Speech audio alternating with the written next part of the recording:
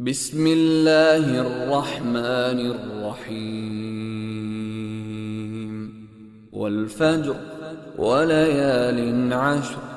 والشفع والوتر والليل إذا يسر هل في ذلك قسم لذي حجر ألم تر كيف فعل ربك بعاد إرم ذات العماد التي لم يخلق مثلها في البلاد وثمود الذين جابوا الصخر بالواد وفرعون ذي الأوتاد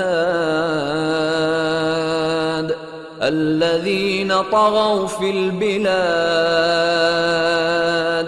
فأكثروا فيها الفساد فصب عليهم ربك سوط عذاب إن ربك لبالمرصاد فأما الإنسان إذا ما ابتلاه ربه فأكرمه ونعمه فيقول ربي أكرمن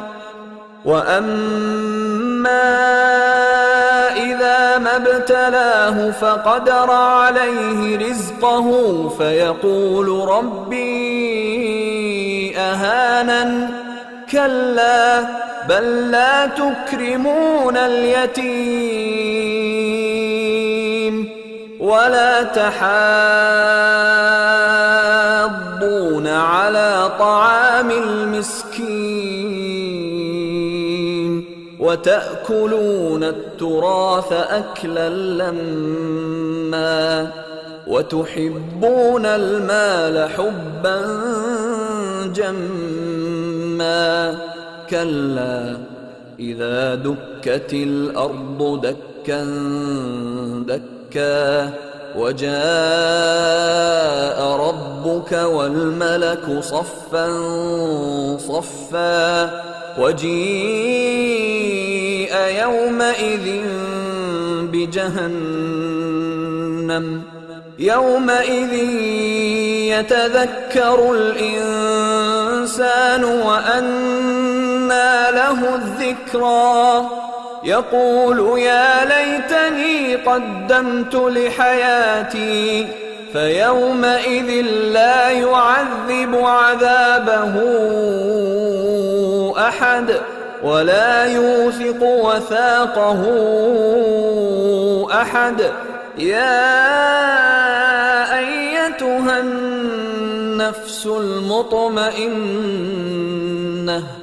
ارجعي إلى ربك راضية مرضية فادخلي في عبادي وادخلي جنتي.